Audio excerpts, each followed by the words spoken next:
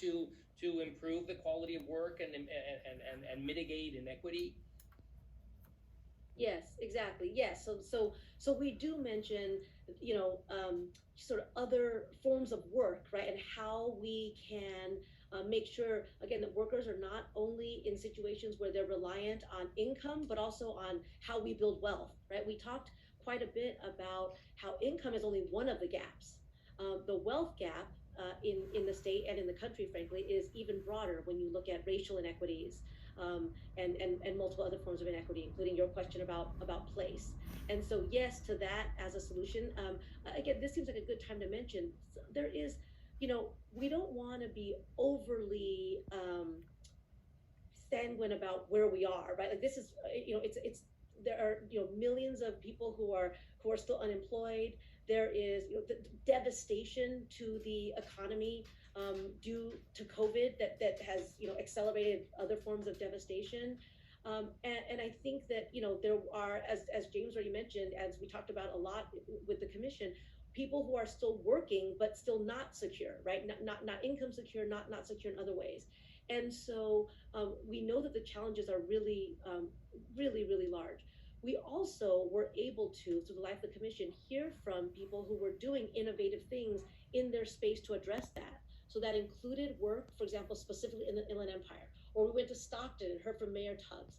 And there, I think building on some of those innovations is very exciting to us. So there are people in California who are doing really exciting work around cooperatives and employee ownership. And there are people doing things around, we heard from the Job Quality Fund, which, sort of inspired this idea that if there are other ways of supporting employers who are doing the right thing, maybe even to give them an initial support to do something that then has its own benefits, right? So that the employers can then take them on and expand on them, whether it's just purchasing a piece of new equipment or setting up a program for upward mobility in your workplace. There are just innovations like that we think should be looked at as part of the solution. I see James wanting to jump in. James. Yeah, I was going to add, Julie, to that. One of the things that links this job quality point and index that Julie was talking about with also the other priority that we had, Eduardo, about future-proofing California. We haven't talked much about this.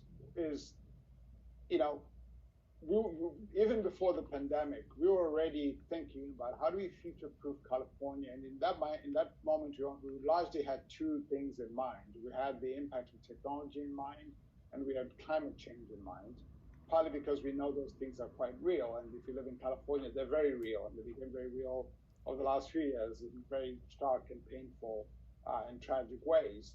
But I think the pandemic opened our eyes to the possibility of future health crises as well, because it's not as if this is the last and final pandemic.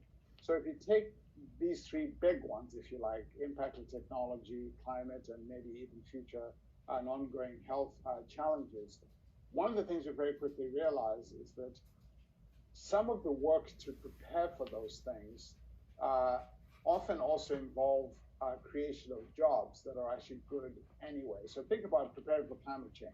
We're going to need to build new kinds of infrastructure, new kind of adaptation, and much of that work itself is actually quite fairly often associated with good quality jobs. So by doing the work we're going to need to do for the future, while also preparing the state, we hopefully could address both job and work quality issues, but also at the same time, quite frankly, help the state and people in California prepare. So there's a wonderful kind of confluence if you look at that fifth recommendation, where we had some very specific ideas. I should also mention one of the things that many of us on the commission didn't want to lose sight of is the impacts of technology is more than just automation. We also have issues about data in the workplace. We have issues about how do we think about protecting workers when data enters the workplace in all kinds of ways. So we spent some time on those issues too. We don't have time to get into it now, but that was very much on our minds and built into our work. Well, and to build on that, there was also the technology as a form of like surveillance, right? Technology as a form of worker oppression, and how do we think about and disrupt that? One last thing I just wanted to say to your earlier question too, Edward, about kind of government's role and jobs and job quality is, we had Carla Javits on our commission who was very, consistent in reminding us about the workers who are most likely to be left behind if we're not intentional about it, right? Workers who face multiple barriers to employment, they've been formerly incarcerated, homeless or precariously housed, and there